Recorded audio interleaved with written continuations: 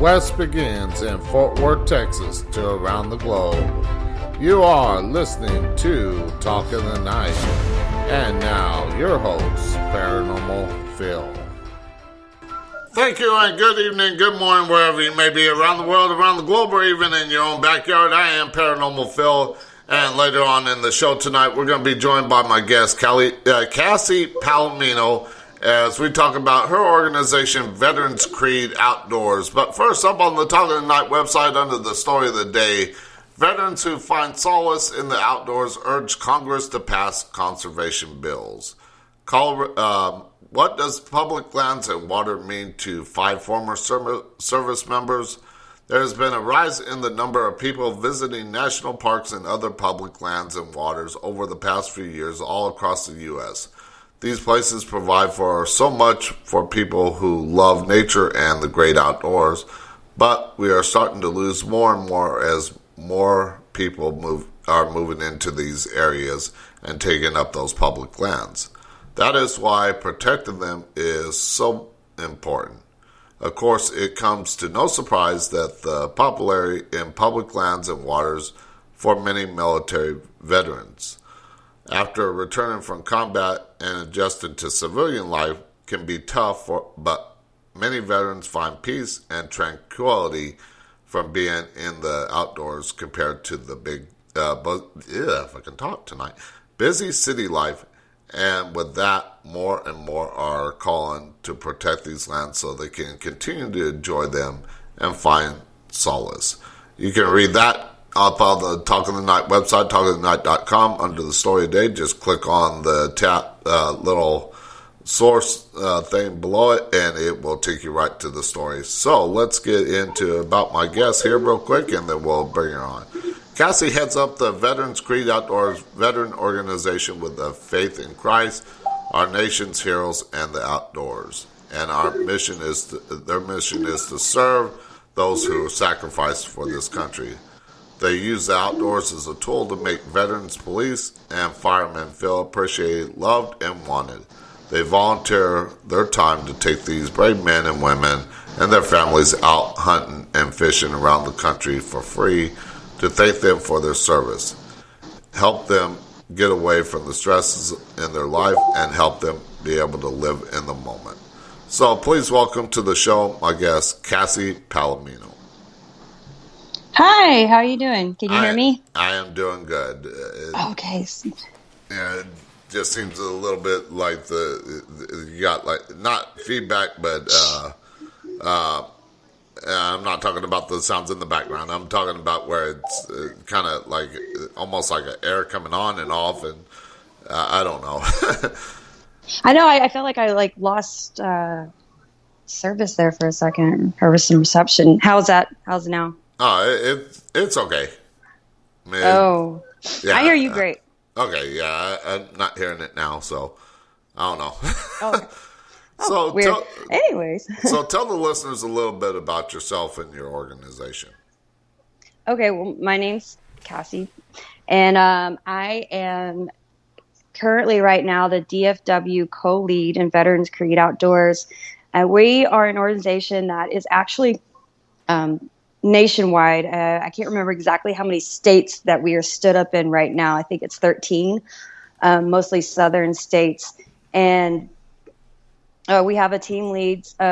We have co-leads for each section. We've got DFW, the South Texas, which is really big. Covers San Antonio, Brownswood, all the way down. We have West Texas rep out there. Well, I said South Texas is big. West Texas is bigger. Yeah. And we've got a kayak lead. We just had a photographer join us. She's actually all the leads right now are veterans. Our group, although it's called Veterans Creed Outdoors, we actually have members that are not only service members, but active duty, retired, or just veterans, whatnot. Mm. We also include our first responders, the police, firefighters, and then our nurses and first emergency dispatchers. There we go. So back to our photographer that we just brought on. She actually lost her husband, and he was a veteran and a police officer. So that's something new that we're bringing into our organization is, family members of fallen. So I'm proud of our organization because of everybody that we support. I don't know if you've noticed, but a lot of veterans or a lot of military members, they get out and they go back into a first responder role. Mm-hmm.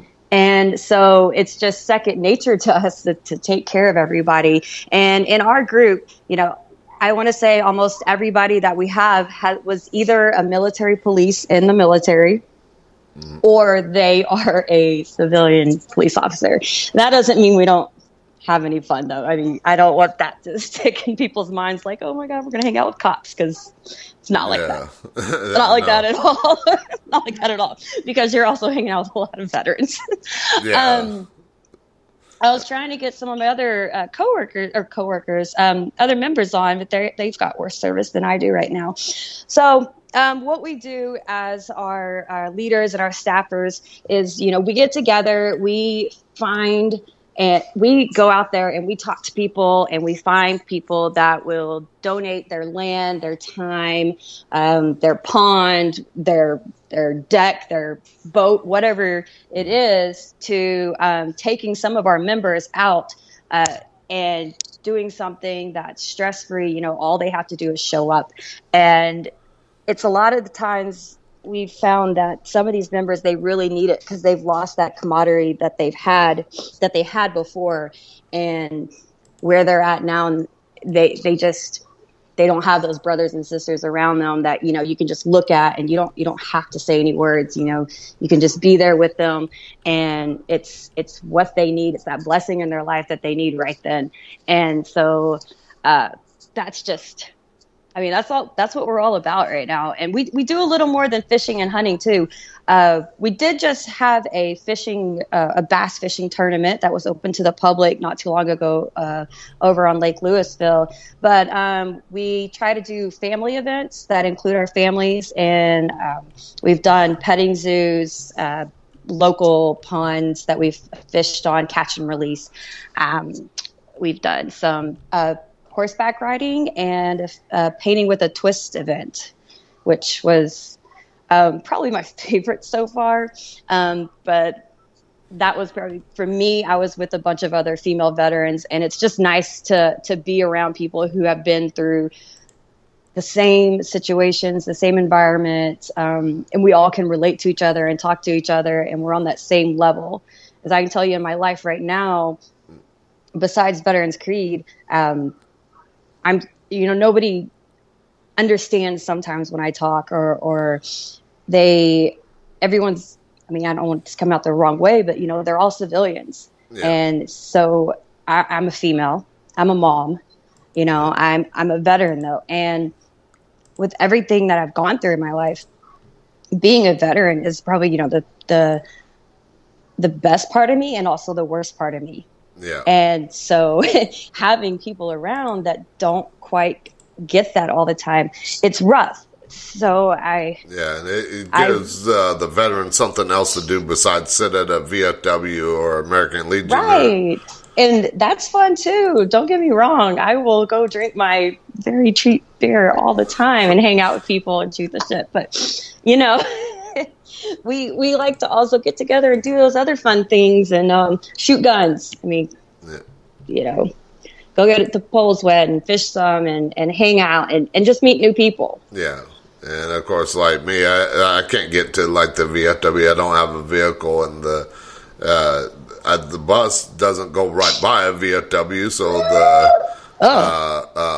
it's like a 40-minute walk from the bus stop to the VFW. So I don't really get. That's too far. Yeah. I don't even have one in the colony. I live in the colony. We do have. Let's see. I know we have a veterans group here, and I'm sad to say that I cannot think of the name of it right now, but we don't have like a VFW. Yeah. Mine's over by the Naval Air Station. here in Fort Worth. So, Yeah. I actually went down. I was at somewhere over on that side, but I want to say wasn't a VFW. It was Foggy Bottom Bar or something, and it was a veterans event that they held over there. Yeah, it was not a VFW. Yeah. But let's get into the Sorry. questions here. So I know you mentioned it, and I draw a blank, but you said what you did for Veterans Creed Outdoor, what your title was. Yes.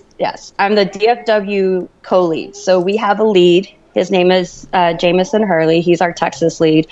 We do have a national staff as well. They oversee us.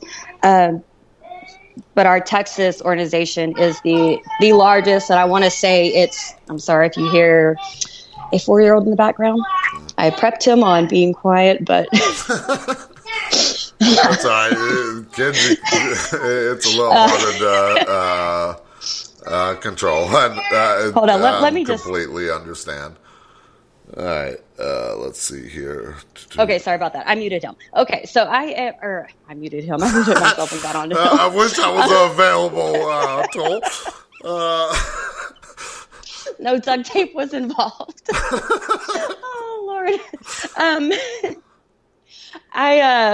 So I'm over here. I'm in DFW, so Dallas, Fort Worth, our whole area, and we have staffers in our whole area that are, like I said, they're out there. They're looking for trips, and so on we do have a website, but we use Facebook primarily as Facebook and Instagram as our way of putting information out there, and we do have a private Facebook page that anyone, I wouldn't say anyone that qualifies can request to join. It does have some questions you have to answer. You have to let us know if you served, when you served, or if you were, police, firefighter, what have you. That way we can approve you into the group, and that's where we actually post our trips. So I think somebody might have requested to join on with us. Rodney, did you get a request for him? He sent me a Facebook thing, said that Rodney Hassel, he said that. Yes. But I have not gotten anything from Skype real quick. Let me check there. Oh, just to double check. You know what? Let me. Okay. Yeah. Because I'm having a... I do not see him on Skype here. Oh, no. Oh, that's a call with you, so no. Yeah. Oh, he said he is on Skype trying to request you. It does not show it coming through.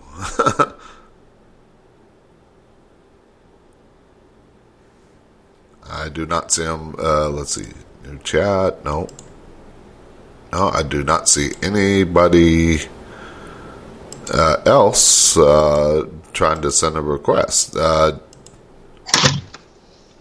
Yeah, I do not see it. That's okay. He'll figure it out. Maybe he's typing it in wrong. Yeah, he'll figure it out. I was just hoping he could get on for just 1 second so I could deal with the baby crying. But yeah, I can't. And like I said, I'm also a mom full time, so sometimes I feel like I'm stretched thin. But one thing I just won't give up is working with working with the veterans group, because it definitely serves its purpose. It plays a big role for me. Yes, sir. All right, so I'll see if I can message him real quick and see. So what is the mission statement for your organization? Mom said I'll stay with you. Looks like we got her doing with the kids real quick. So no, I'm here. I'm here. Okay. They're walking away. Okay, no, I thought you were. Yeah, you were quiet, so I was like, she's dealing with the kids. I walked into the garage. Like, where's the quietest place here? Yeah, because dead air for radio is a horrible thing. So I got to keep talking.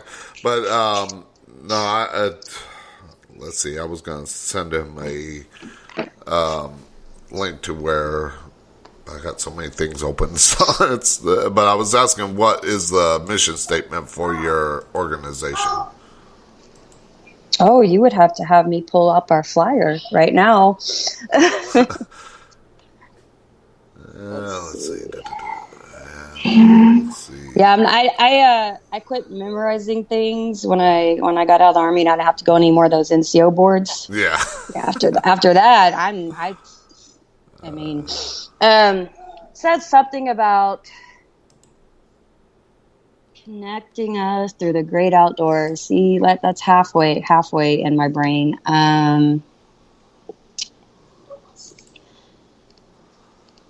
You talk and I'll find it. Yeah. Well, right now I'm actually trying to. Let's see. Where is it? There it is. That way I can send him. There we go. Serving our nation's heroes through the great outdoors. There we go. I didn't find it, but it popped in my head. So that's our mission statement. That's kind of what we live by, as once we become a staff member. And also, we're always looking for staff members. So if you know anybody, or if anybody's listening that, wants to join and then do even more, become a staff member and help lead some of these trips, or has contacts, knows anybody that wants to help out in, the great outdoors type of venue, we're always looking. Because as a nonprofit, we have absolutely zero funds. All the funds we get, we have to get them through grant writing or, going out there and asking. Okay. Yeah, I just sent Rodney the link to send me a Skype request, so that way he can call in. All right. So I got that hard question out of the way. Yeah. I think I got it answered. Now, why the outdoors is a tool to make veterans, police, and firemen, and basically first responders feel appreciated, loved, and wanted? For those that do not understand what we deal with after coming out of the military, or even what we dealt with in the military. Well, so personally, a lot of what I did, as I was a military police, so I worked inside and outside. I can say I don't have as much patrol time as most people, although I was in for 10 years because I was a combat MP. So I did a lot more training.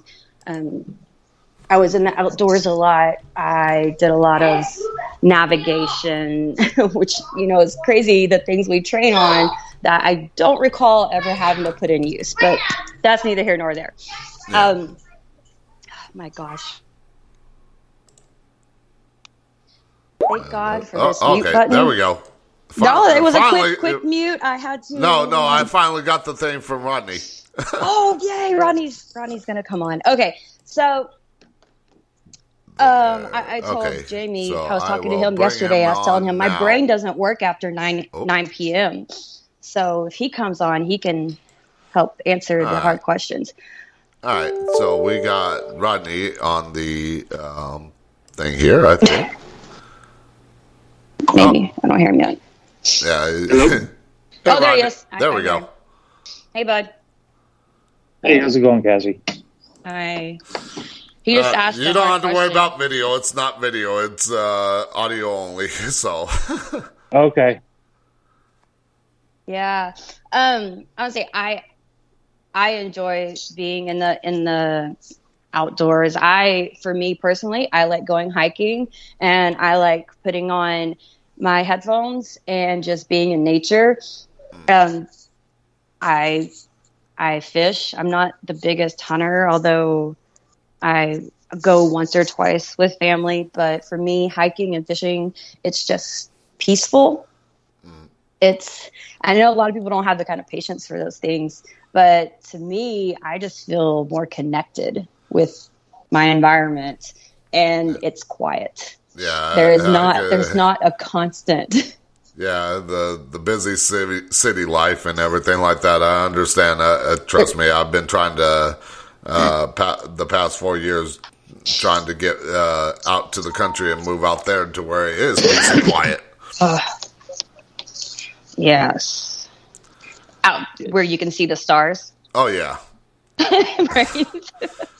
And maybe find land where I can hunt and fish on. Yes. Yes, just go in your backyard. I miss living in the country. I used to go out in the backyard and just you can go fire any of your guns. It's not a big deal. And now you live in the city and you got to go find a range. And then you go find the range and they're like, oh, but you only can have this kind of ammo here. And oh, you can't bring that in here. And it's so many rules. Yeah. Definitely, I know. Definitely miss the country. Oh, yeah. That's why I left the city. Yeah. I grew up in Southern California and more towards the desert area, but still in the city. And I had to, in my teens, I went to a range up in the mountains. So I was able to fire a lot of different type of guns, AK-47s, M16s. I actually got to shoot a Gatling gun, which is fun time. But that was, 30 years. No, I want to say about a little over 30 years ago. So. Hey, I mean, that was just like yesterday, right? Yeah. So, my next question is it just, you mentioned it's for veterans and police and firemen, but it's also for their families, correct? We do have, some events that we have are specifically for our veterans or...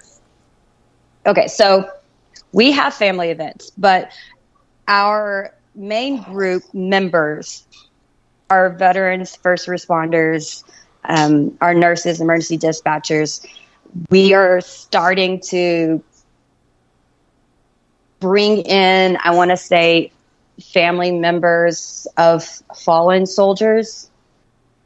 And then besides that, we also have family events that we put on throughout the year where, our members can bring their whole family out there and we do something together. And it usually involves fishing and free food. Okay. Yeah, I'm just trying to see something. I don't know if you recognize this, but it's a number from 940 600, and I'm not going to mention the last four numbers for security reasons, but I had a missed call, so I don't know if it was... I know Jamie, our state lead, is trying to call in. Jamie was trying to call in, but I told him to get on... told him to Skype in, so I don't know. Yeah, because I can do one phone call, but I don't know. Like I said, if it comes in, I don't answer calls until the second hour. So yeah, that's Wichita Falls, Denton area. So I mean, just looked up the area code just to make sure. Oh, you know what? That was Jamie. Then he lives in Crum. I mean, maybe I shouldn't give out that information either, but yeah, Crum's in Denton. Well, I mean, at least I didn't try to call in off my cell phone. It would have really thrown you for a loop. Yeah, just have them call back in, and I'll look for it if you can get a hold of them, because I can't exactly call them and. I just told him to call back in, and you'll answer. So hopefully, we have like an internal chat that we use, so we. Telling him what to do. And yeah. All right. He's a dad. He's got like 10,000 little boys running around his house. So who knows? Who knows who called you? All right. So you mentioned hunting, fishing, and some other activities, but what all... well, here we go. Let's add him to the call. Here we go. All right. So we got... no, shoot. I added him, I thought. I hear some new sound. I do too. So hey. I want. Yeah, that's him. What's up? Jamie, you there? So we got everybody. I am. I made it finally. My phone's not wanting to cooperate with me. So. That's because you live out in the middle of nowhere. No, he doesn't. No, well, Rodney does. I do. And I hear Rodney clearly. Well, that's why I tell people, guests, to use Skype, because Skype comes in a lot clearer than phone calls. Yeah. Yeah, well, I'll make it quick. So I'm Jamie Hurley. I'm the state lead for Veterans Creed Outdoors Team Texas. I'm sure Cassie's gone through. We're a 501c3 nonprofit. We take veterans and all first responders, police, fire, EMS, emergency dispatchers, and nurses on free or reduced outdoor trips. Cassie's my North Texas co-lead. Rodney's one of my district leads, and I'm the state lead. So we use the outdoors as outdoor therapy. I guess you could say outdoor therapy is an approved therapy brought by the Veterans Administration. Yeah. So what it is just we're getting members out there together in, I guess you could say, we're just trying to get out there in these outdoor settings together. Yeah. And then we just let them bond with each other. Yeah, and of course, go ahead. 5 to 10 people come as strangers, and they all leave friends. So that's when we know we're doing it right. Oh yeah, that's definitely the way to do it. Because during the at the start of the show, I was mentioning to Cassie that I live in Fort Worth, and I don't have transportation, so trying to get to VFW, the nearest bus stop, it's 40 minutes away. A 40-minute walk from the bus stop to the VFW, and that's about the only activity where I can connect with veterans, so it makes it more difficult. And then with my disability and no car, it just makes it even more difficult. So, yeah. Well, and we're growing rapidly, and that's one of the things that we're looking at is wheelchair-bound veterans and veterans that just don't have the transportation to get out there. Mm. And those are some of the issues that we're going to tackle in the future and soon. Because it is what it is. Y'all should be out there too. Yeah. With the economic climate of our country right now, it's a little hard to make that priority when we're trying to just keep it going. We're lucky to have some big companies supporting us, and we have exciting news coming in the future soon too, as well, with other things that are going on. And it's just like companies like Monster Bass, monthly subscription box. They're huge backers of us. Camo does, Lake Kickapoo Fish Camp, Joe's Bait Tackle, Corby Bait. It's all these companies that come together where we can get these guys out there and make it happen. So, yeah. All right. I'm sorry to interrupt, but we are at the first commercial break of the night, and for you and Rodney, was mentioned to Cassie that before the show that I got 3 commercial breaks at the house in the top of the hour. Each one is 3.5 minutes long. Got to pay for the show somehow. Okay. Yeah. But I just wanted to chime in, and I still got 99,000 other things to do. So okay. All right. Thank you for calling in, and thanks for having us, man. I really appreciate it. No worries. All right, so we'll be right back after the short commercial break with my guest, Cassie Palomino, and other people that she's brought on with her to talk about her organization, awesome. Veterans Creed Outdoor. We'll be right back after the short commercial break.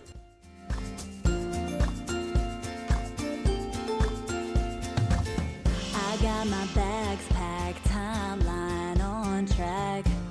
My winter coat stuck in the closet way back. I won't be needing that. I won't be needing that. I'm ready to fly down 65, hit the coastline in the sunshine. I'm going to find my new high, hit the coastline in the sunshine.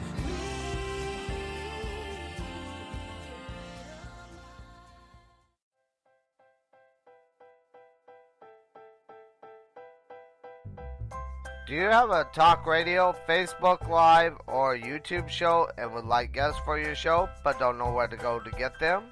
Well, go to radioguestlist.com and sign up today. They have all different experts in different fields, and you can find the ones that are just right for your show. That's radioguestlist.com. Sign up today. It's free. To advertise on Talking the Night, send an email to talkingthenight@outlook.com. Talking the Night has plans to fit your budget. Get your product or business heard around the world by the Talking the Night listening audience. Plans include 30-second spots and banner ads on the show's website and mentioned on the social media sites. So get your product or business heard around the world today.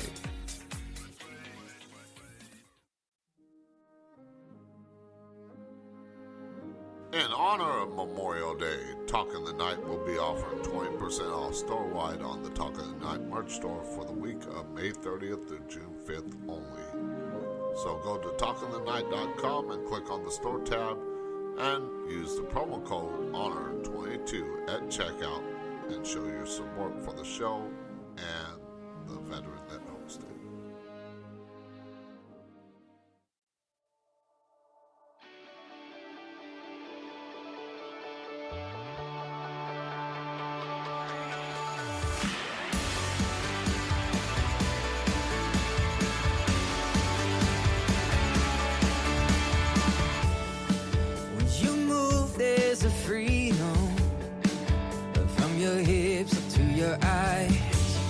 Patron saint of the season, yeah, you were built for mid-July.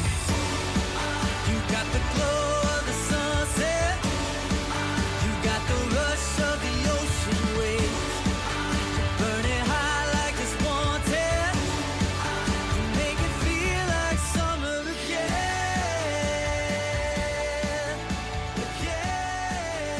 And now, back to Talking the Night with your host, Paranormal Phil. Okay, I saw we your are thing. back with my Going guests, Cassie and Rodney here, and we're talking about Veterans Creed Outdoor that helps out veterans go on outdoor activities, veterans and first responders.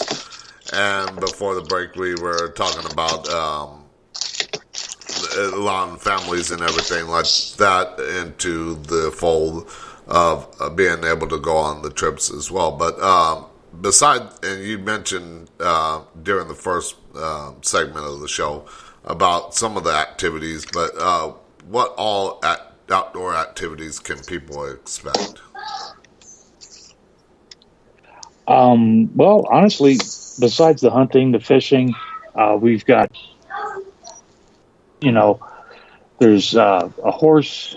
We've had a couple of horse riding events. We try to find various things that we can do. It's just getting it all scheduled and finding what we can get help with, if that makes sense. Yeah. Of course, I know it's difficult trying to get people are landowners or even or other outdoor activities allowing you to get things like for horseback riding, for trail rides, and so forth. So I completely understand. Right now, we have a pretty big hunting trip coming up at the what's it called, Rodney? The Colony, or that. I didn't say that right. That one, June Connolly, 10th to the 12th. Yeah, Connolly Ranch. There we go, the Connolly Ranch in West Texas, and that's actually a huge ranch. And they are bringing 4 veterans out with 4 guides.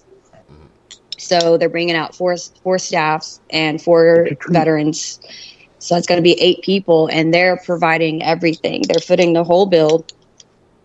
And these 4 veterans, the lucky ones who won the draw, are getting to go over there and just not have to worry about anything. I mean, they're bringing their own weapon, and I think that's in their ammo. I think that was the only requirements. Other than that, their food, where they're staying the night, and everything's provided for them.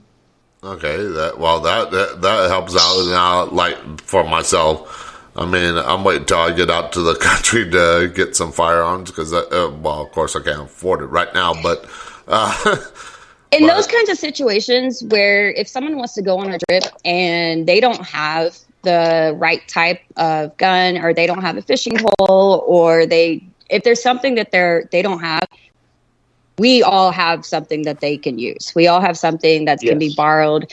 So that should never stop somebody from getting out there and trying it. And if someone's never done it, if they've never been hunting or never been fishing or never been on a real hike, that shouldn't stop you either. Yeah. I mean, for one, you're going with someone who has been. Yeah. So you're not going to be alone. You're going to, have someone to follow, someone to lead you and guide you.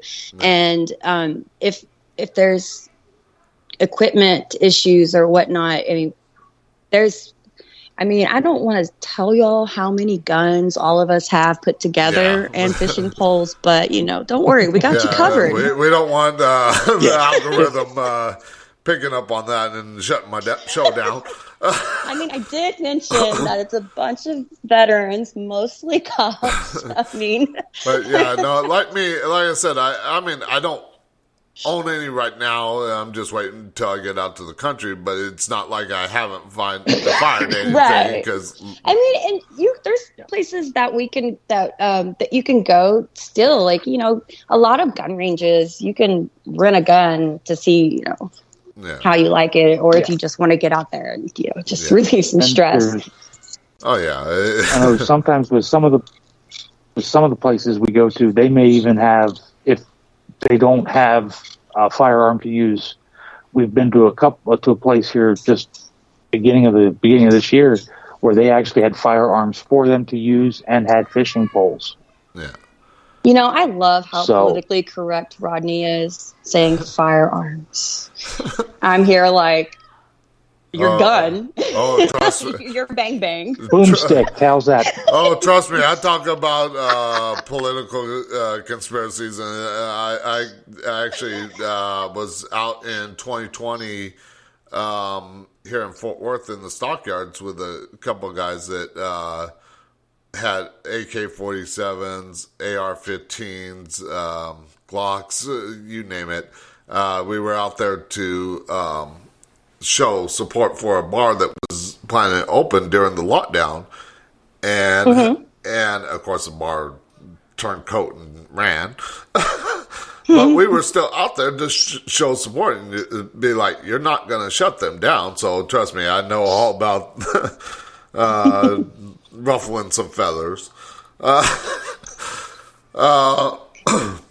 But anyways, now you mentioned it's free, because I was going to ask, is there a cost for the service? But you mentioned it was free or very minimum cost. Yeah, sometimes someone might find like a really awesome, like a shark fishing, what are they called? Excursion. Yes, thank you. And the guys out there, they might cut it in half or whatever, but it still might end up being a little bit per person. And that's something we put up front. No one ever has to put their name in the hat for something that they can't afford. And before we even put any reduced trips out there, we try to find sponsors to still cover it. Yeah. As much as we can. Yeah, so that way the veteran is not footing the whole bill and everything like that. Yes. Now, I was when I was looking at when I looked at your website to type up all the questions that I have for tonight, and trust me, the mission statement is going to be the hardest one. Trust me. So I'm not going to hit you with more troubling questions like that. But it was a little more difficult to try and okay, how am I going to come up with questions for tonight? Because there ain't much on the website. And But Just because a lot of what we do share more on our Facebook pages and our Instagram pages. The website is really nationally ran, so it's just to give people an idea that nonprofit does exist. And then once you contact, who the nationals, if like someone called in or emailed them, they would be able to direct them to the appropriate states. And from there, we run almost everything off Facebook or emails. So we have a couple people who aren't on Facebook. So, we do stay in contact with them through emails. Yeah. Just if there's information to pass on to them, events that we might think that they'll be interested in. It's just, we've found that most people they use Facebook still for that. Yeah. If we had a website, the website traffic, you would have to be hitting it every day to see if we're posting a trip. Yeah. Or you'd have to be checking your email every day to see if we've possibly posted a trip. And sometimes that's difficult. It's a little easier, when it's on a social media platform that people are checking almost every day. And I think we talked about it before the show. We're on almost every social media platform but Twitter. Yeah, I don't know. I was mentioning to you earlier about trying to find a way to tag you on Twitter, and I couldn't find it. And even then, earlier today, when I posted about tonight's show, I think I tagged the wrong one. Oh, no. Because when you type in Veterans Creed Outdoor, it comes up. Let me see if I can actually. Well, we do have the the national page and all them. So I mean, if they got tagged, I think it was Veteran Creed Outdoors Texas trips. I think that I tagged earlier, and then okay. And then I think I figured out just before going on to there to where I type everything up, just so that way all I have to do is hit send, and on all my social medias, but. On Facebook and Instagram, I think I don't know about Instagram if I found the right one, but I know Facebook I did.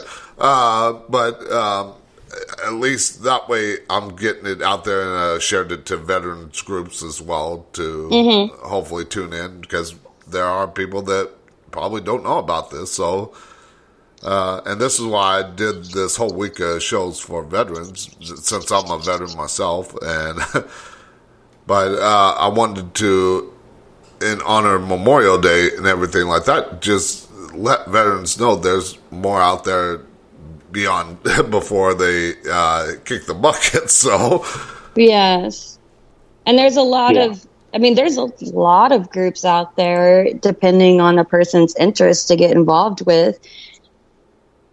Yeah. Now, I was asked, the reason why I asked about the website, because it's a .org, correct? Yes. Because when I was also looking, and I was coming up with some .coms as well. So I was like, is that theirs? Maybe they'd switched over to .org, and maybe they're not added much yet, or what? Probably should have asked about that, but. That's why I was wondering if you had any connection with any of the .coms. None of the .coms, unless a different state had possibly made their own, but I'm not sure. It should still be a .org, since we're a nonprofit organization. We fall under that. I could tell you the difference between on Facebook. We have, if anyone wants to search us, it's Veterans Creed Outdoors Team Texas. That's an open page. Anybody can like or follow it to see what's going on. Now, people who are interested in becoming a member, those who are veterans, active duty, first responders, nurses, dispatchers, emergency dispatchers, there is Veterans Creed Outdoors Team Texas Trips, which the link is on the first page that's open. And that's the one I was mentioning, that you would need to answer the preliminary questions just so we can vet you before you join into the group. Yeah. All right. Yeah, I just typed it up real quick just to see. There's one, Veterans Creed Outdoors NC.com. So, and that would be North Carolina. yeah, I know that's North Carolina, but let's see. looks like they have they have the same logo, so I guess they have their own website rather than like the national one that you had sent me. Possibly. We don't keep up with the other states as much. Okay, let's see. Where am I here? Just looking at time here, just to make sure I don't miss my commercial break. Now, you mentioned different states. Do you know exactly? You mentioned Texas and I think Texas, the Louisiana, Arkansas, Oklahoma, North Carolina. Help me, Rodney. I'm trying to think here myself. I think we have New Mexico. Oh yes, we definitely have New Mexico. We have all the ones that border Texas. we have Nebraska. I think we also have one in Pennsylvania, maybe even Ohio. I'm trying to remember offhand. It's a great. Aaron Berger is our one of our national leads, and that would be a great question for him. But he's old like us, and I'm pretty sure he's already in bed. It's past 9 o'clock. Yeah. Like I mentioned, I'm gonna be 50 next year, so and even then, I'm still awake usually until about 3 in the morning. No, kudos to you. Maybe it's just the kids that make us tired. I don't know. Maybe I could stay up later then. that could be it, because I don't have kids, so I don't have to worry about it. It only gets worse after they get older. Well, I got an older one too. I got the full spectrum. I've got the 17-year-old, and I've got a 4 and a 2-year-old. I've got a 22 and a 20, and then 2 granddaughters.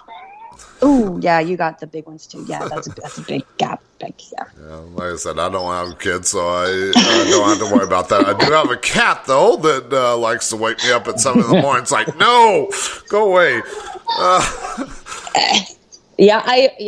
I've got a puppy who just came in here right now. He is just as needy as the young ones, and he's a scaredy cat. I wanted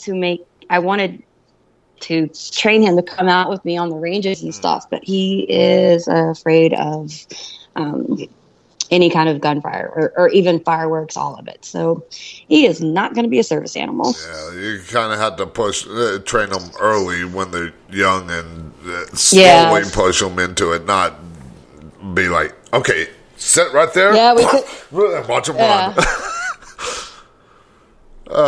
No. A door shutting too hard scares this dog. So he's just a scaredy cat.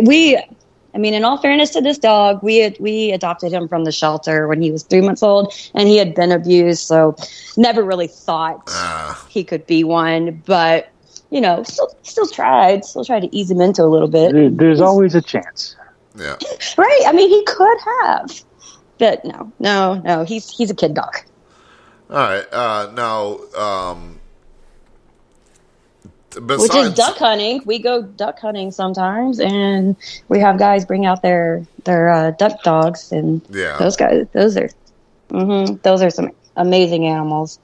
Oh yeah, I've seen some of them in action and everything like that. But like me, when I get out to the country, the kind of dog I want. Would not be probably that great for hunting, but then again, it would definitely be great for a guard dog, which is the kind of dog I want is, not so much a dog, but a purebred timber wolf. So, oh yes, yeah, definitely more of a guard dog than anything. Yeah, go big or go home. Yeah. Well, also, if I get enough land and get cattle, I'm going to get a sign that I've seen online before that said, I hope you can get across this pasture in 9 seconds, because, 9 seconds, because the bull can do it in 10. Yeah. And you better be fast. And trust me, I know how quickly bulls can run. I've been in the rodeo scene before. I've lived down in Joshua, Texas, and on a friend's 5 acres for about 6 months. And another neighbor that they had also 5 acres, but they had a calf get into the neighbor behind them, which had 40 acres.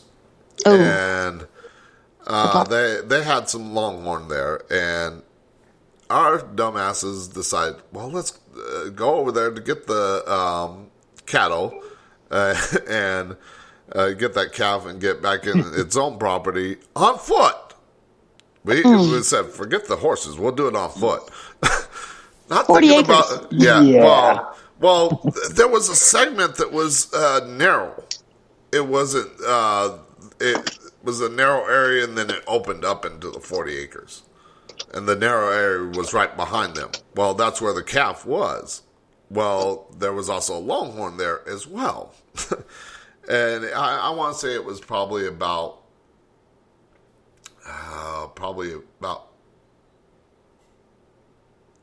30 yards wide.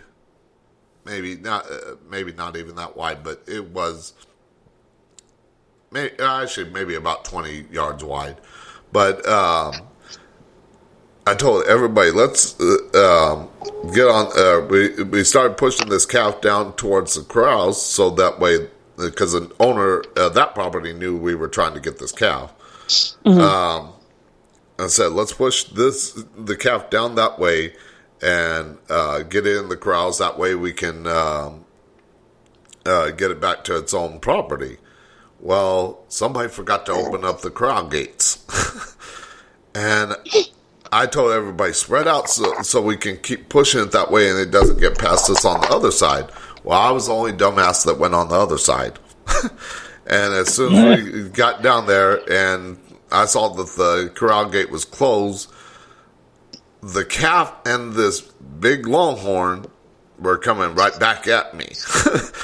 And my bull riding days kicked in. I was like, nope. I ran, hit the fence. I was like, nope, let's get the horses and ropes and we'll get them that way, because we ain't going out in the 40 acres and trying to do that there. So I was like, no. But anyways, let's get back to the questions here. Now, are the events that you put on, are there any other like events that don't have to do with like hunting, fishing? You mentioned photography, but I'm talking like maybe going to like a state fair or some other resource fair or something like that to kind of help boost support for the show and bring in members. I know down here where I'm at, I've done a car show so far. I've got another one coming up. Whenever there's something to do with the local community, I try to go set up. Now, as far as big things, I'm not 100% on if it's been done. I'm pretty sure somebody's thought about it, but it might be, timing and getting enough people together to get there to set up. Actually, we just got 400 tickets to something, right, Rodney? Oh, yeah. What was that, too? It was a baseball or softball game? Oh, yes. To Arlington, there is going to be one of those races. It's like an all-star fundraiser type thing. Yeah, I'm trying to jump on our Facebook page real quick. No it's actually it's the weekend that I'm out of town, so I'm not involved with this really as much. I'm aware of it because it's in Arlington. It's up in my area, but it's 400 tickets to that All-Star game in Arlington that's happening, I believe, next Saturday. Oh, okay. Yeah, because let me find exactly what it was. Because I know, I'm signed up for. There's a organization that I learned of when I was in the homeless shelter in 2018 for veterans, and it's Vet Ticks. Oh, yes. And that way, and I tried to bid on tickets for George Strait, but didn't win those. But anyways, I know that they put on a lot of great things, and I didn't know if you had taken part of like services like that as well. Whenever we get tickets donated, we can pass them out, but we don't generally get like sporting events, things like that. We stay more on the hunting and fishing side. But we do other things. We try to work with other companies that, like I know Jamie earlier mentioned Monster Bass is one of our big sponsors, and with them we have a discount code that when people, because some people are already getting their monthly fishing box that they have, like a subscription box, and we have a discount code where they can get it 20% off.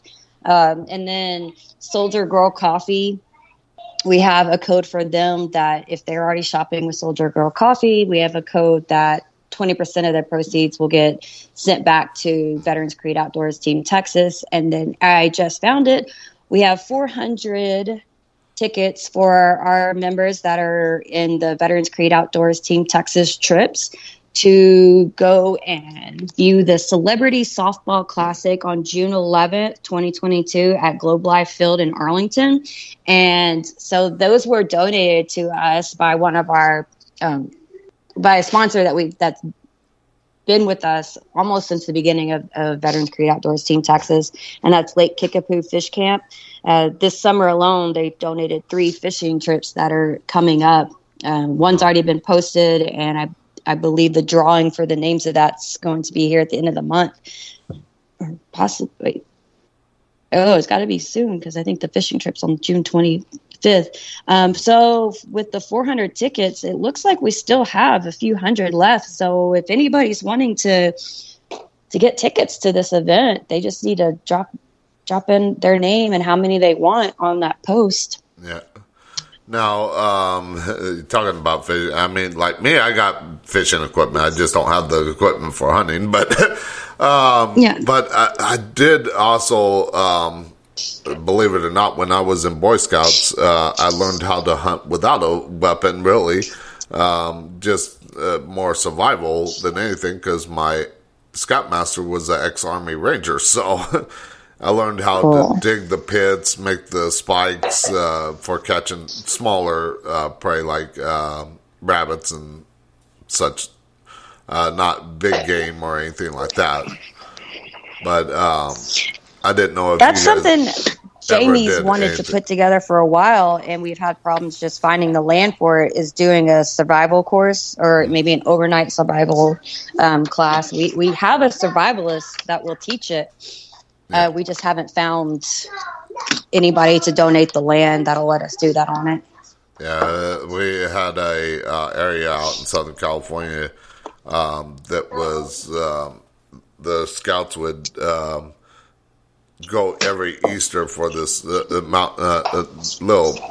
called it a mountain, but it was a hill basically, for Easter sunrise service. Well, down below it there was a little wildlife river bottom area, and the scouts would camp there the night before, and we would use that that area to learn how to catch. Well, we didn't use it on that day, but we used it different parts of the year, where we would go out there, we would set up our traps and everything like that, dig the holes, make the spikes, learn how to make different types of traps where we could catch rabbits, hogs. Those were the 2 big things that we were after catching, although we were only able to catch rabbits, but because I guess somebody in the area graciously released a bunch of rabbits in the area for us to capture, and kill. So that way we can learn how to skin them and cook them and everything like that. So I didn't know if you guys did anything such as that. Not yet, but like I said, that's something that we do want to do. It's right now it's finding the resources, and we have somebody that will teach it, and we have staff members that already can do some of that. It's finding the land and finding and once even when you're on the land, finding those, being able to find the right areas to set the traps and hoping that you catch something, because I don't think any of us are ready to go on Naked and Afraid anytime soon, but I do feel confident that I can start a fire with Flintstone, because I don't know how many times I've watched that show and everybody's so confident and they're like, "Oh, I'm an expert fire starter," and they can never start a fire. Yeah. And I'm pretty confident I can start a fire, even with 'cause especially in the when they're in the, what's it called, where it's like rains all the time. They're always somewhere in like a rainforest somewhere, and that wet atmosphere, and everything's wet and damp, and you're gonna go there. That's what you got to practice. Yeah, that's how you should be preparing to go. But that's maybe they didn't train the same way I trained. I don't know. Yeah. Well, we are at the top of the hour here, but we'll be back with my guests, Cassie Palomino and Rodney Hazel, as we talk, and I probably messed that up, but we'll be right back after the short commercial break as we talk about the organization Veteran Creed Outdoors, and also phone calls after the commercial break. We'll be right back. Over the rainbow, if we hold tight, we can chase the Mississippi through the night, hundreds of miles away. The water is warm, let's dip our toes right in and be reborn. I don't know why we'd wait. Grab sunglasses and the atlas, we can prove we're smarter than a phone. Let's go where there's no reception, see if we can make it on our own. Designed specifically for paranormal investigators, Envoy presents entities with a simple and flexible way to communicate with us. Envoy offers the ability to deliver words, phrases, numbers, emotions, and yes and no answers through a uniquely simple, transparent, and documentable method. Click on the Go Stop banner ad on the Talking at Night website and pick up one this Memorial Day week.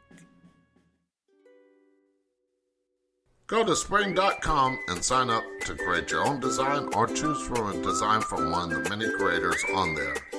Spring has ways to integrate your store on social media, custom stores, and they have digital and physical products. While you're there, check out the Talking the Night merch store. To get started with Spring today, click on the banner ad on the Talking the Night website.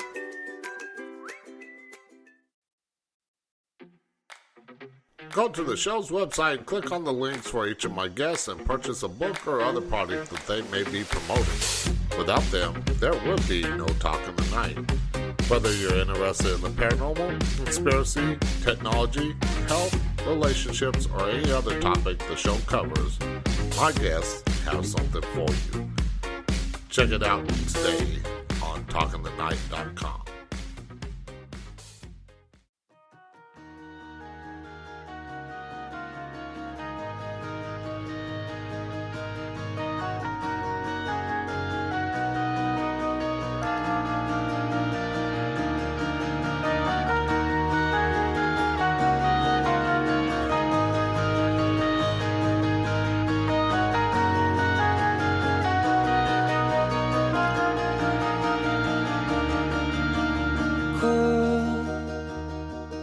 Call on me. Wish I had courage to make you see when the dark. To call into the show, Skype Talking the Night or by phone at 817-717-1280. Now back to Talking the Night with your host, Paranormal Phil. In-laws. Okay, and we are back with my guests, Cassie Palomino and Randy Haskell, as we talk about the organization Veteran Creed Outdoors. And if you do want to call into the show, use the Skype name Talking the Night or by phone at 817-717-1280.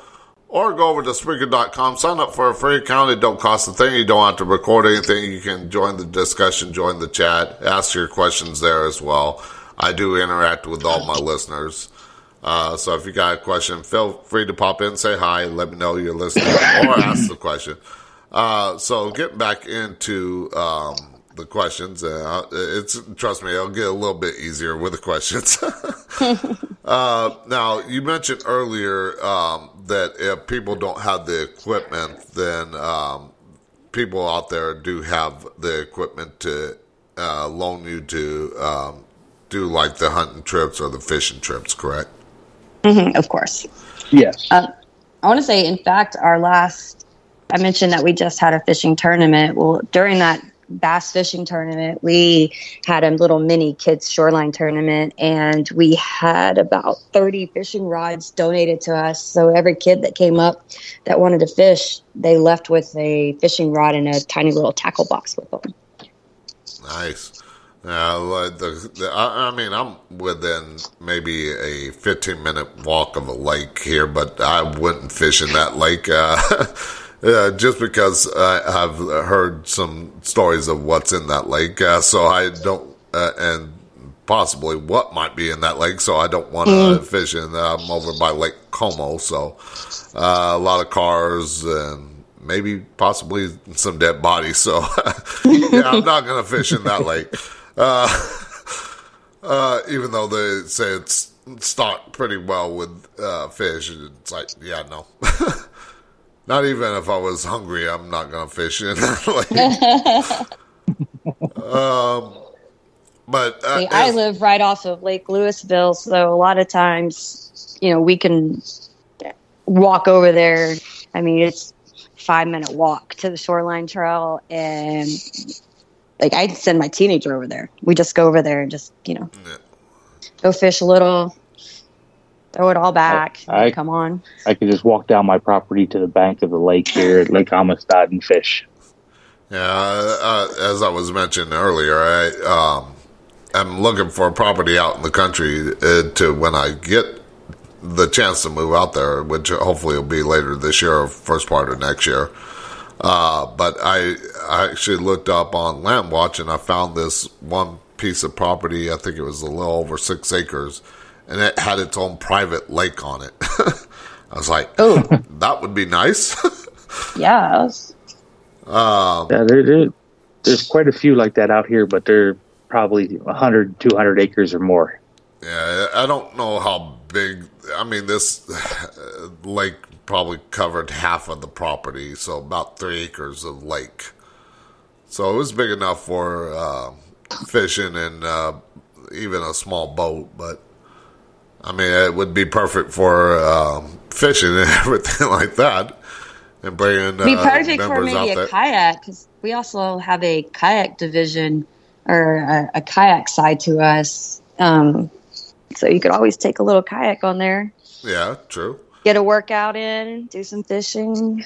Now, speaking of kayaks and boating and everything like that, has your group ever done any events like trips like whitewater rafting or something like that?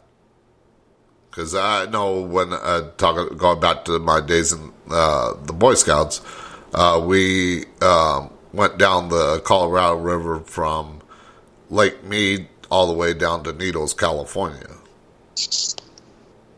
We haven't yet, but I would not be opposed to getting together with some of the guys and going and maybe not so much whitewater rafting, but going and floating down the river, on the canal or, Bronze Falls or somewhere down there, down in the hill country, Texas.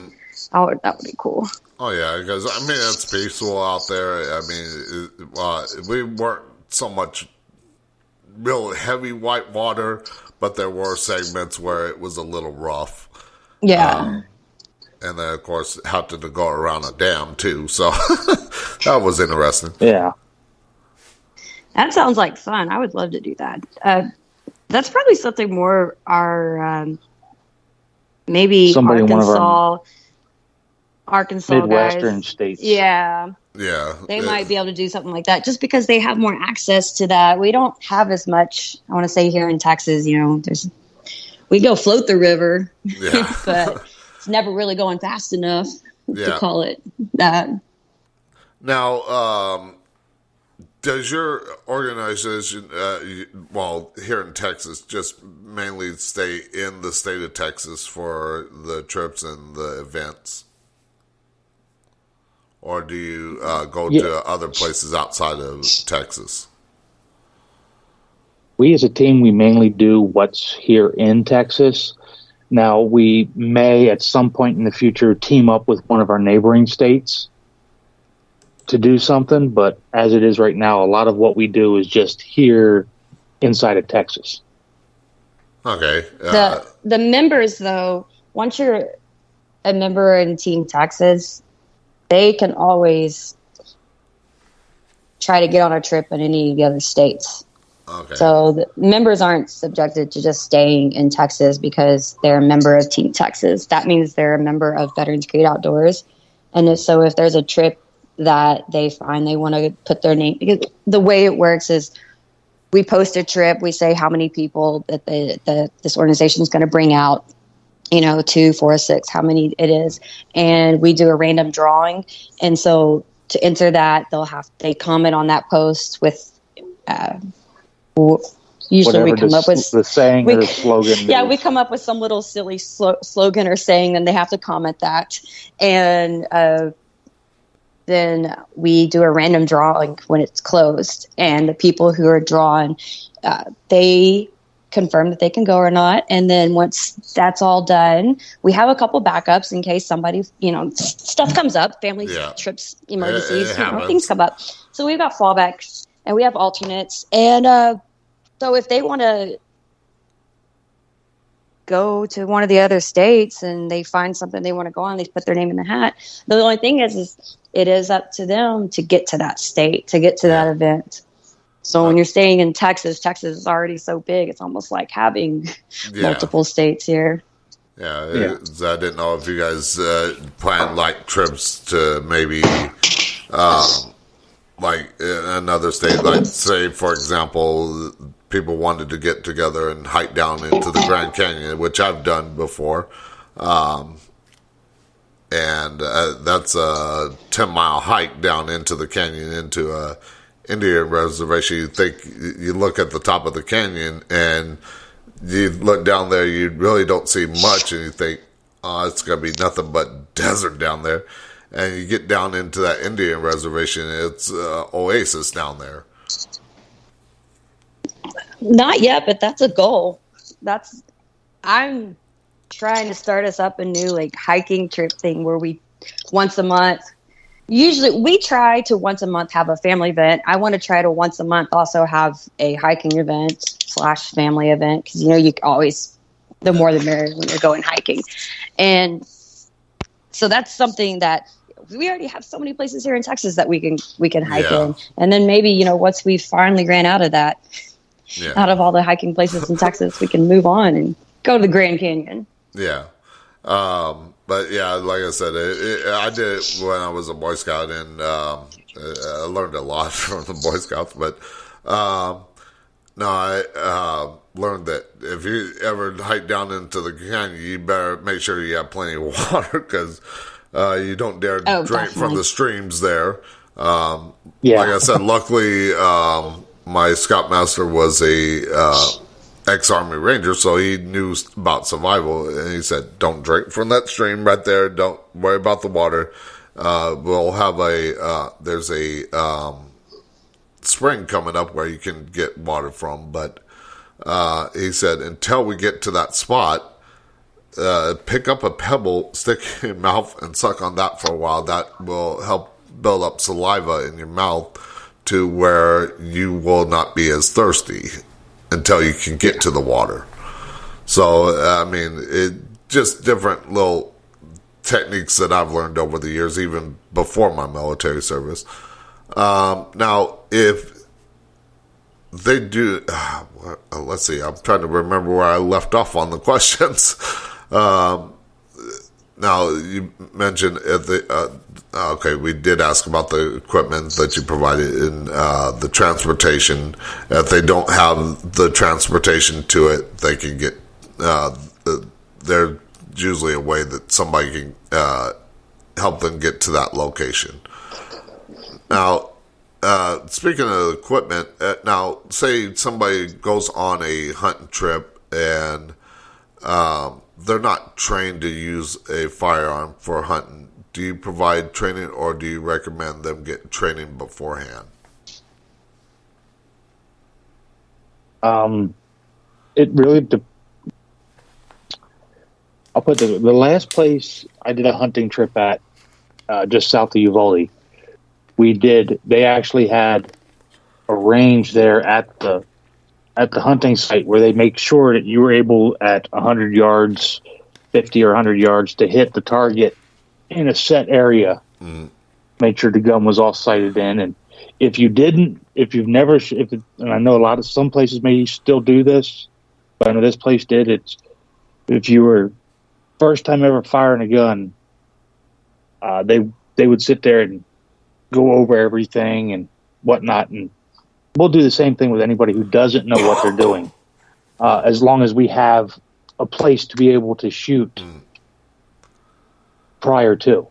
Yeah, because I know different guns are going to have different kicks and everything like that. A .22 rifle is not going to have that much kick, whereas if you're using a double-barreled 12-gauge shotgun, that's going to have a huge kick.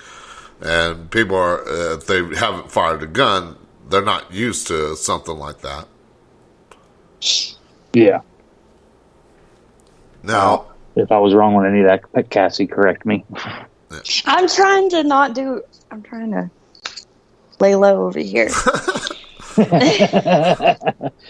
I say training on weapon safety is going to be purely up to the individual that's there. I don't suggest that someone who is not comfortable around weapons try to go on a night hunt or try to do something that's so outside what they're used to or what they've done in their past that it would require a whole weekend of training, because we're not trainers. We're not certified trainers. Maybe we've done it before, but we are no longer currently that. And I think that you would have to, decide, do you want to take on something that could possibly end up in some kind of safety hazard? Yeah. And I was up to this point, though, everybody is comfortable. Nobody is trying to go, go hunt hogs at night that's never done it before, or that's not used to being around a weapon, that doesn't understand weapon safety. Yeah. Okay, yeah, like I said, I wanted to ask that question just in case.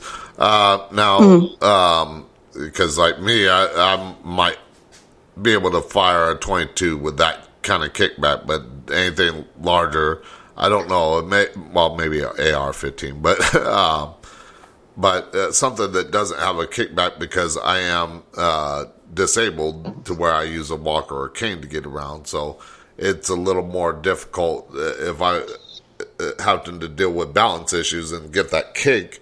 It might cause me to lose balance, and that might be a safety concern. So that's why That's something different, though. That's something that we can work with. Most of us are also disabled in some shape or form. That's not going to stop a trip from happening for you. And in the past, we've tried to put on special trips for, I want to say, some of our disabled veterans, especially the elderly. They had their last dreams of going and getting some specific, I can't remember what it was, like some kind of buck or something. They wanted to go hunting, and we were doing everything we could to put on this great hunting trip for a man he was elderly, in a wheelchair, just so many things that you wouldn't typically see out there hunting. And I mean, down to having a specially adapted blind built for him. That way, wheelchair that could be in there. But unfortunately, that didn't. A couple weeks before, we didn't get to go through with that hunt. It just wasn't. I saw one video. Wasn't going to happen. I saw but one. I can tell you. Okay, go ahead. I'll let you finish. We will. A disability is not something that stops somebody from doing what they want to do. I saw one video on your Facebook page about one guy that they took on a hunting trip that was blind, and he was not able to see, but he could smell out the animals and all that stuff. So he didn't let that physical disability get to him, and was able to go on something. But I wanted to ask for somebody that probably has never checked out your Facebook page or your website or anything like that. We've had people hit us up that's, said they have a certain dream or a certain goal, and they've laid out, I've got this going on, and this is why I haven't been able to accomplish this. And maybe we're not the right group for them, but we have been able to point them in the right direction and find somebody else that can help them see that dream happen. Yeah, because, even though I am physically challenged, I'm probably in better shape than probably even some 20-year-olds. Believe it or not, before I started using a walker about 2 years ago, and a cane, about walker and cane 2 years ago. But before that, I was working at an amusement park, and I could outrun 20-year-olds. So I made sure that I stayed in pretty good shape to where even at my age, I'm still pretty strong. Other than I can't lift too much, but I still try to stay in shape and everything like that. Do a lot of walking. But how does your organization help those that are physically challenged go on these trips? Like I said, a lot of things that we do can be adapted to beat somebody's physical challenges. And you're talking about holding up a rifle or maybe not being able to actually hold your shotgun or take the kickback anymore.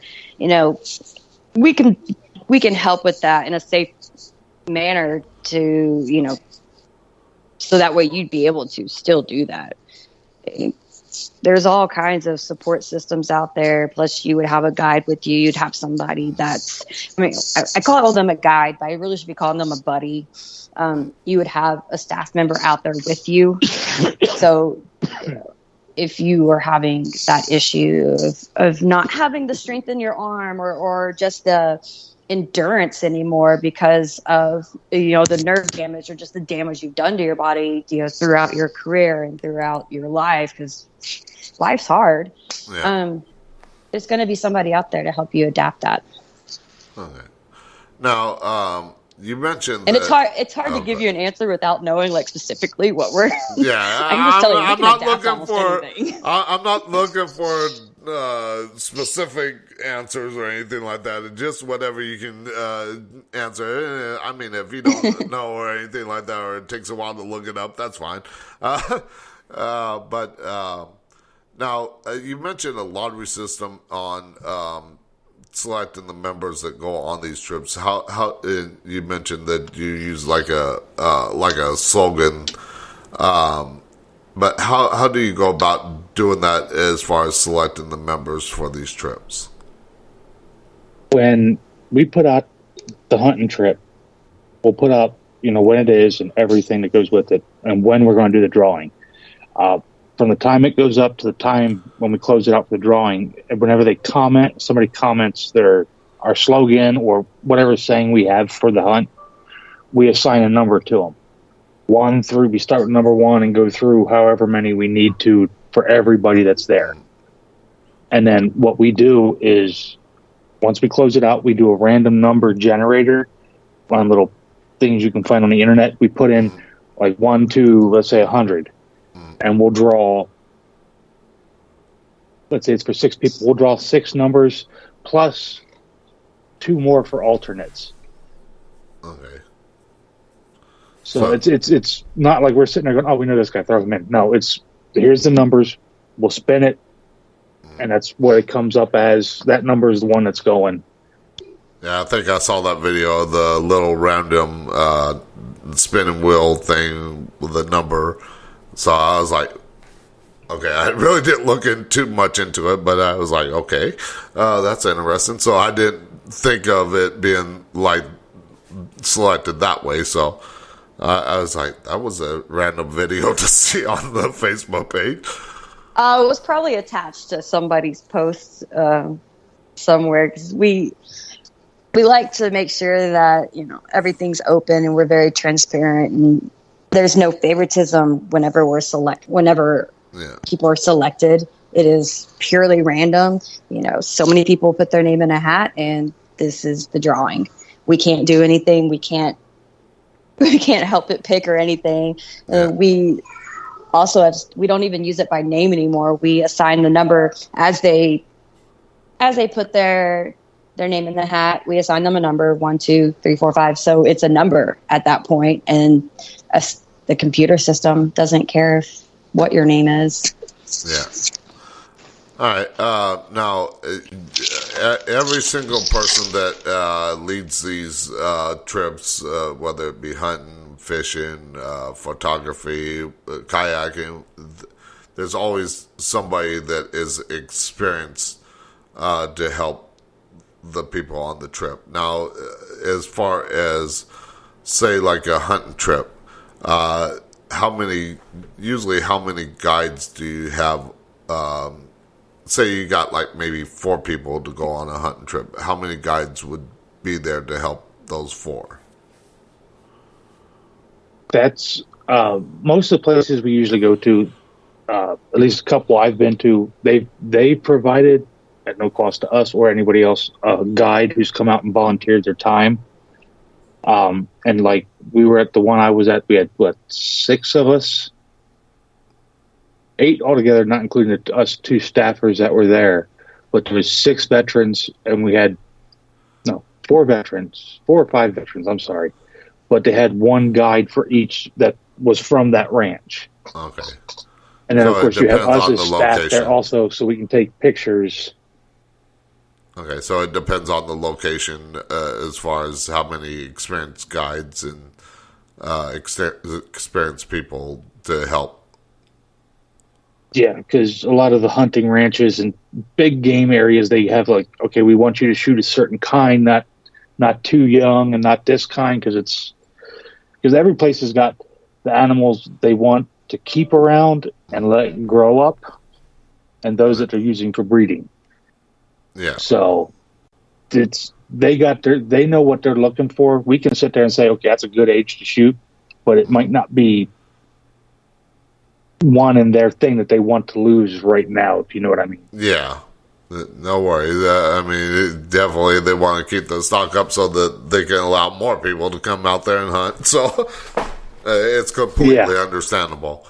Now, as far as hunting goes, what are some of the wildlife that you guys have gone out on hunts for? I've been on a couple. It's been whitetail and hog and coyote, because the one place we went to, any hog or coyote we saw, we were allowed to shoot because they were a nuisance to the ranch. Yeah, I know about hogs being a nuisance. Sorry? I said I know about hogs being a nuisance, like I was talking earlier. The river bottom where I learned how to do survival hunting, there was a lot of wild hogs there, and they were a nuisance to a lot of people in the area, so I know all about that. Yeah, it's like right now we have a raffle up. We got two prizes going up for the raffle. First one's got a trophy axis buck, and the second one's got a ram hunt. We got that going on. We've got the one coming up in actually next weekend, the June 10th through the 12th, is a red hind hunt. So that's one we got donated. I said there's a lot of times it's whatever the ranch owner wants to let us hunt. So we could show up someplace and it could be for whitetail, it could be for black buck, it could be for axis.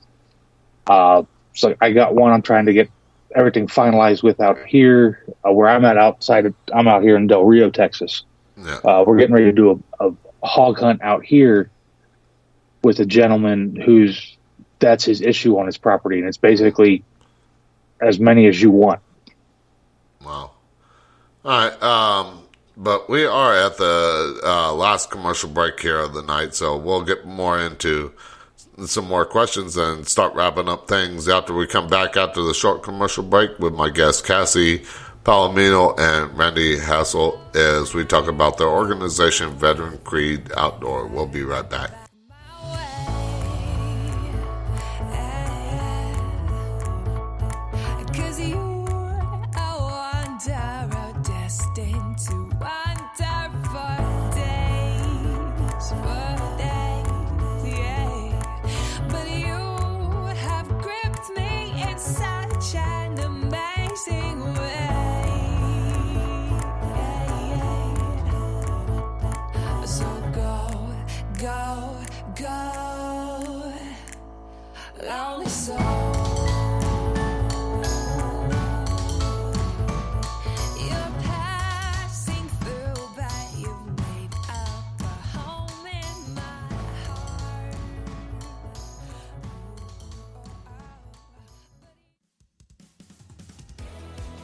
Do you need music for your radio show, podcast, or YouTube channel but need a music license to play it on your show? Well, go to artlist.io and check out the plans they have. They have 3 plans to choose from: personal, unlimited, and enterprise. All the music that you hear on the show is from Artlist, and there is a banner ad on the show's website. Check it out today.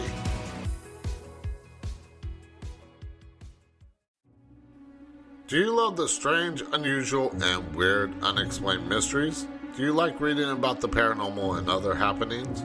Well, I have the website for you, unexplainedmysteries.com. On there you will find so much such as the latest news and articles, forums, news with video, and so much more.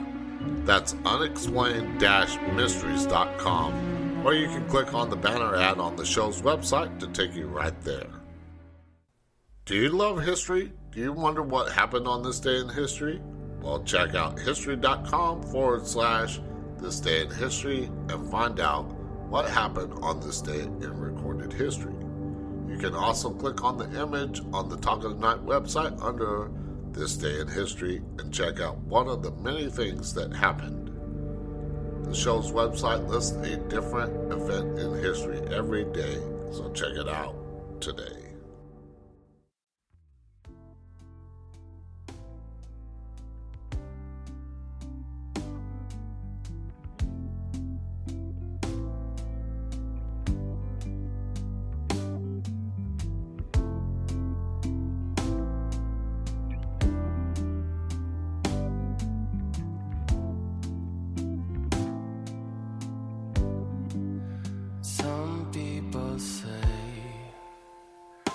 It's just candles on a cake or a state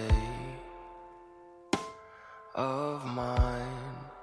And some people say it's to call into the show, Skype Talk in the Night or by phone at 817-717-1280. Now back to Talk in the Night with your host, Paranormal Phil. I sent it to you. Okay, we are back with my guests, Cassie Palomino and Randy Hassel, as we continue to talk about their organization, Veterans Creed Outdoors, which of course you can find up on the Talking Tonight website. If you do want to call into the show, ask them a question, we are in the last segment of the show. So use the Skype name Talking Tonight or by phone at 817-717-1280 or go to Spreaker.com. Sign up for a free account. It don't cost a thing. You don't have to record anything, and you can join the chat, join the discussion, ask your questions there for them as well. So before the break, we were talking about different hunting trips, and Cassie wanted to bring up the promo code for the bass for monster tournament. bass. Yeah, yes, I got that. I saw that. So I'll let you manage in it. I lost you for a second. Hold on. Let me move my phone the right way. Okay, there we go. We're back. There we go. I thought I was back on my end. All right, so go ahead. It's just a little windy out here, but we've talked about our sponsors so much, and I talked about one of the things our sponsors does for us besides, sponsoring some events that we have, like the tournament we just had, and they are constantly giving us things that we can give away. So anytime we go on, if you meet up with us at one of our booths here in the DFW area, if you ever see me at any of the veterans events where I have a booth set up, you will probably see a few little things for sale, but I always have under the table a few giveaways from our great sponsors. And Monster Bass is one. They really, really, they believe in us 100%, and so much so that we have our own code for them. And anybody that wants to get their subscription monthly box, this is for the real fishermen out there, or you don't know what to get your husband or your son-in-law or your dad, whatever, for Father's Day. We have a code. It's HERO20, HERO20, and that will get you the subscription box, which is like about $50 worth of baits and just little tackle gear. That subscription box for only $16. Okay. So it's really awesome, and I just want to make sure I mention that because they've done all this for us, and then they've gone one step above and given us a great coupon code to share with everybody. Yeah, and I know you mentioned about the wind. I just was looking at the radar, and it looks like we are close to having some thunderstorms here. It is, yes, it's coming in. Well, right now it's out in Aledo, so it's pretty close to my area. It just spawned up from nothing, so at least it's no tornadic activity. That's a good thing, as I've done a show where I had to actually cut the show short just because of looking at the radar. I thought I was getting a weather alert. No, I got an amber alert. Oh, that's not good. But I had to cut the show short one night because of a tornado headed our way, and it wasn't very far away. So I was like, rather than lose my internet, fry my computer or something like that, I told my guest, I'm sorry, but I do have to cut it down short because of the weather. And I was like, she's like, go ahead, safety first, because I think she was in Alabama, so she knew all about tornadic activity.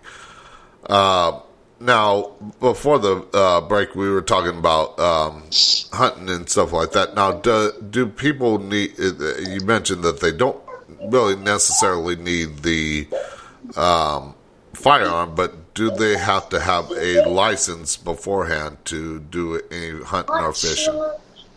Yes, I'm so glad that you brought that up. Anytime you go on any of the trips that require a license, like your fishing and your hunting license, that is up to the individual to make sure that they secure those proper up-to-date licenses before the event happens. Because if you show up and you don't have that, then you will not be participating in the event. There's nothing we can do for you at that point. Yeah. Now, say somebody doesn't have one of those, how can they attain one? I lost you. I said, if they don't have one of those licenses, how can they attain one? Well, you can go to anywhere that sells the hunting and fishing license. A lot of people go to Academy that's where I go. I go to Academy. And if you are but I think it's like 60 or 70% disabled veteran, maybe it's 50%. Somebody's gonna have to correct me on this. You actually can take in your paperwork, and your full combo hunting fishing license is given to you by the state of Texas for $0. Okay. Now, go ahead. I was gonna say I'm looking that up now so I can have the exact. Yeah, percentage. what the percentage is. I can't remember exactly what it is. Yeah. Yeah, because like me, I'm at 80% disability, but I got 100% unemployability. So, right. I mean, you definitely can go get yours. Yeah. Yep. And that's why I walk in and 50% or more.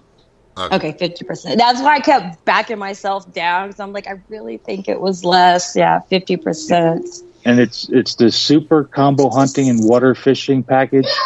Disabled veteran, 50% or more, resident and non-resident. Okay. Now, so that's right off Texas Parks and Wildlife. Okay, and they can pretty much pick it up at like Academy or maybe a Dick's Sporting Goods Walmart or Cabela's.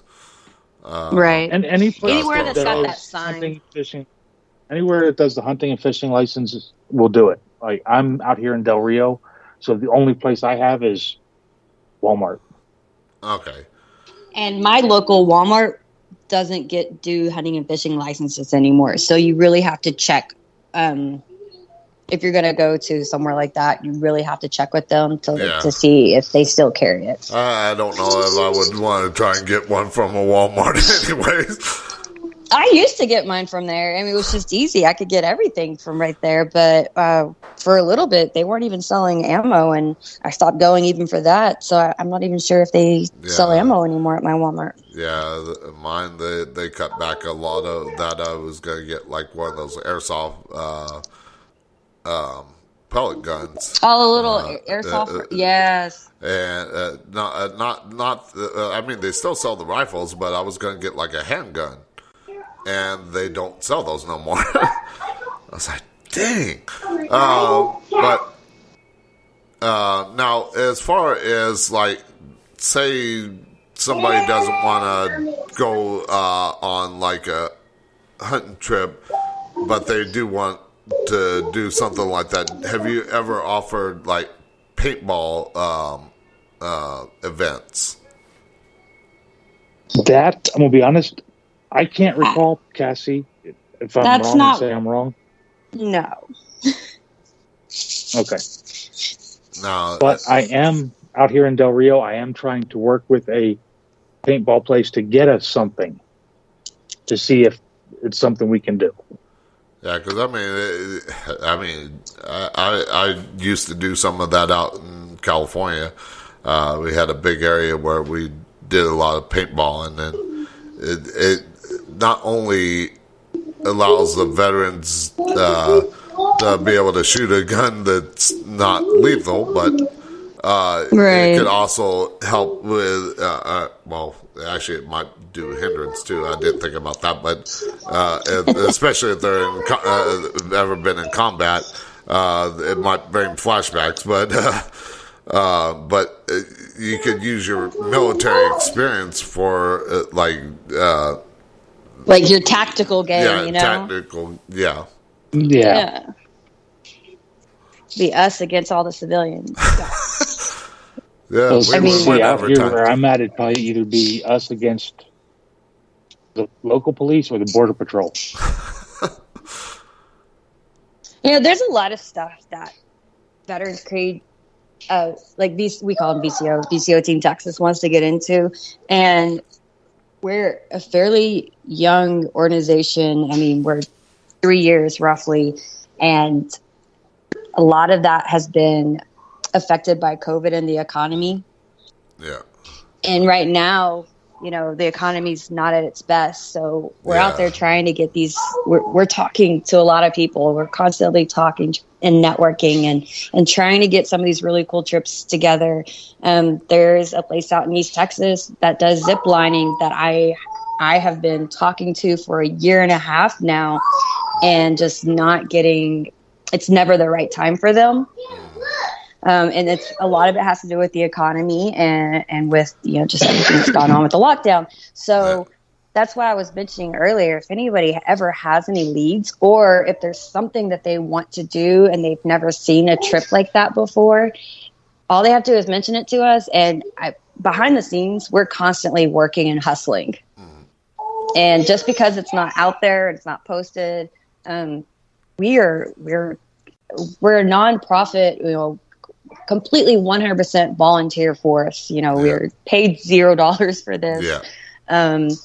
And we're trying all the time to get trips like these. Yeah. And sometimes, we need somebody else to look at it from the outside in, or somebody that thinks outside the box to maybe help us find those trips that we didn't think of. Like the first time we went on a horseback riding trip, it's because someone hyped up and they were like, hey, that would be really cool if we could do horseback riding and painting outside. And we were like, hey, that'd be really cool. And somebody actually, was able to find somewhere that would allow us to do it. And then they did a follow-up trip, and then they did a petting zoo trip.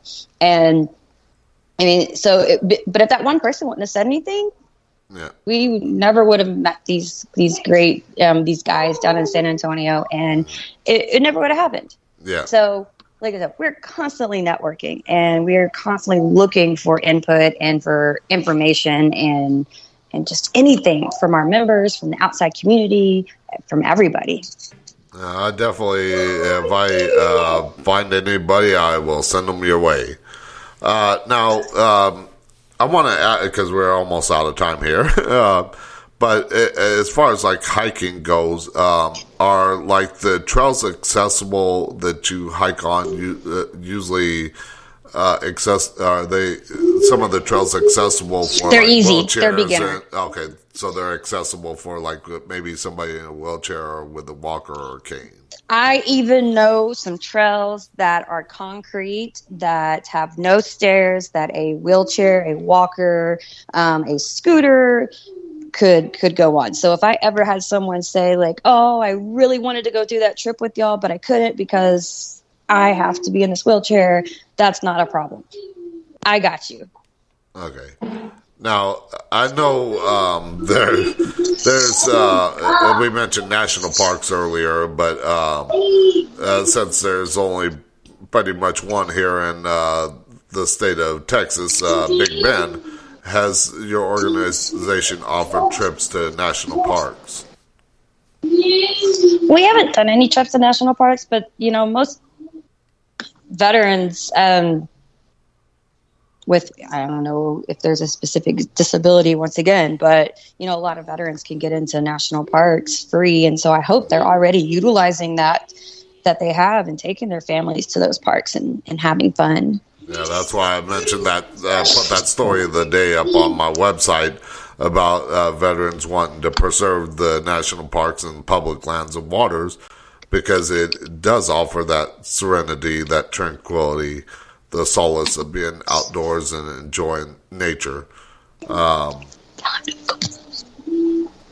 Let's see. And that's what I love. And I love that a lot of the lakes around me, they offer free entrance for veterans, or even you can even get an annual pass on my side of Lake Louisville to go into a few of the parks. All you have to do is go into the local recreation centers and show them your paperwork, and they'll print you off a free pass, and you can go all year long. So I think it's important that veterans. Yeah, as per the National Park Service website, it is free to current U.S. military members, their dependents, military veterans, and Gold Star families. Yeah. And I know I'm sure there's probably veterans out there that don't know about that. So, but like I said, I wanted to mention it. But we are almost out of time here, so we can start wrapping up things. So if somebody wants to donate their time or donate money or like their land for these trips, or whatever it may be, donate to your organization, how can they go about doing that? I would say the easiest way is by contacting us on our Facebook page at Veterans Creed Outdoors Team Texas or Veterans Creed Outdoors Team Texas Trips. But a more direct route, if we have someone that's looking to sponsor or to donate their time, their land, is to send us an email to vcotexas@gmail.com, and Texas just spelled all the way out. So it's vcotexas@gmail.com. And one of the staff members will get back to them within less than 24 hours. Okay. And I was going to ask who they could contact for that, if there was like a certain person that they contacted, but you already answered that. So, well, most likely our state lead, Jamie Hurley, he's really on top of it. He'll spot it, and he'll respond really quickly. If it's not him, it'll be one of our other state co-leads. So it'll be Rodney, myself, Reyes, Sean, or is that all of us? Or Chris out in West Texas. Okay. So it'll be somebody from the command team. Okay. Now, how can people, veterans or first responders, get involved or take part in these activities? How do they go about going onto your Facebook page and joining? I know you mentioned that earlier, but I want to bring it up again, so just in case somebody turned in late. If they go to Veterans Creed Team Texas, that's our main page where they can see what all we got going on. But then we also have Veterans Creed Team Texas Trips. If they go in there and they want to sign up for a hunt, there's 3 questions we ask. We ask you to answer all 3. And then once you do that, we'll approve you in and you'll be able to sign up to go on a hunt. Okay. Now, and they can reach you through the email or the Facebook page if they have any questions about your organization, or like I said, want to donate. They can, through the email or the Facebook page, they can contact you with the questions about your organization, correct? Most definitely. Okay, well, I want to thank you both for coming on and putting up with the questions without it being, like I said, drilled for 2 hours.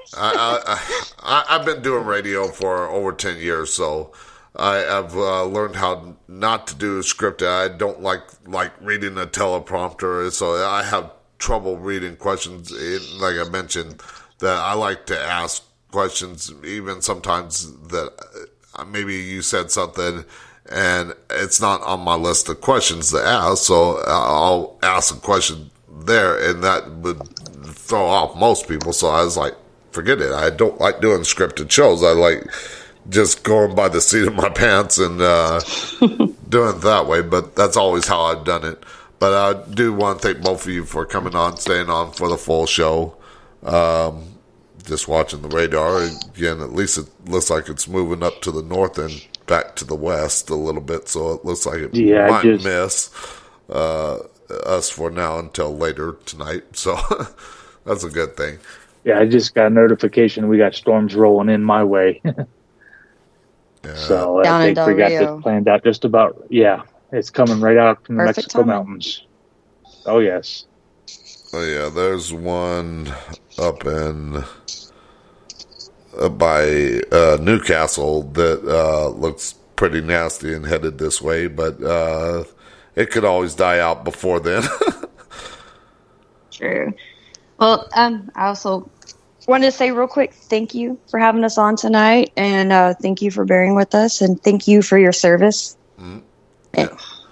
All right. I want again thank you all, and hopefully somebody got some veterans got some useful information out of this, and maybe there'll be people out there that'll want to join your organization. Maybe even I'll get it involved, but right now I'm a little busy with my radio show. I'm working 6 days a week doing this thing. You can always follow us just so you keep an eye out on what's going on. You never know. There might something pop up that you just have to be a part of. Yeah. I will do that.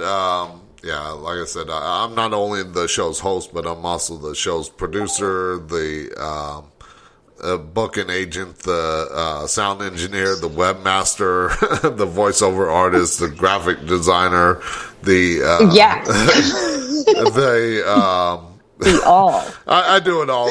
Where a radio station has like 20 different people to do all those jobs, and I'm doing it all. I'm surprised I can do it all 5 days a week. Oh, you do a great job.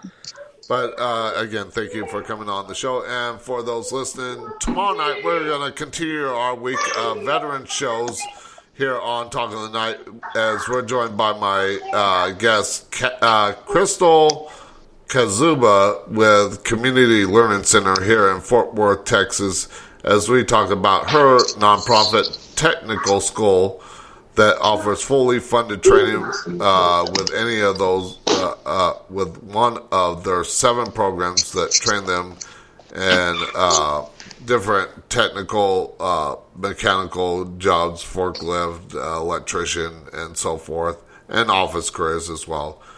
And we'll talk about her, the way that they help veterans and their scholarships, as well as other things that they help veterans with. That's what's coming up tomorrow on the show. And, of course, go to talkofthenight.com.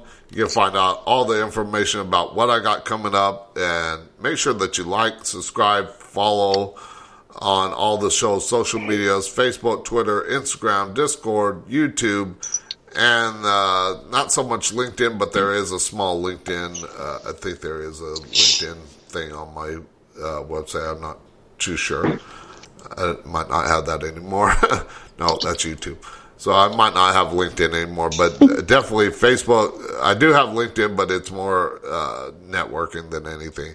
But definitely like, follow, subscribe on Facebook, Twitter, Instagram, Discord, and YouTube. And until tomorrow night, also, if you do want to find out any information about Veterans Creed Outdoor, at the top of the Talk of the Night website, there is a banner ad up there. You can click on that banner ad, and it says Veterans join Veterans Creed Outdoor for outdoor activities and camaraderie. Click here. If you click on that, it will take you to the website, and I probably should change it to your Facebook page, since it's yes, please. I will get to that tonight. So that way it'll be more direct, instead of them going to the website and seeing nothing there really, except for a link to the Facebook page. So I will change that link tonight. But definitely, if you click on that now, it will take you to their website, and then you just scroll down a little bit. There's a little Facebook link, but otherwise that will change around midnight. And that way you can go to their organization and check it out. And until tomorrow night, when I welcome my guest, Crystal Kazuba with Community Learning Center here in Fort Worth, I want to thank everybody for tuning in, and thank my guests for calling into the show and discussing their organization. Until tomorrow night, I shall see you on the dark side. Good night from Talking the Night.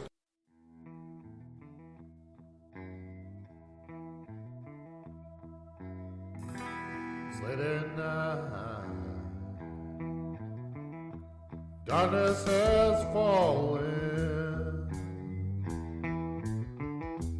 Turn on the radio, and you hear him talking.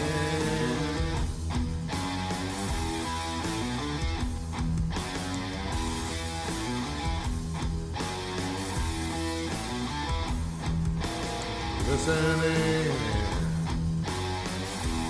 what he has to say,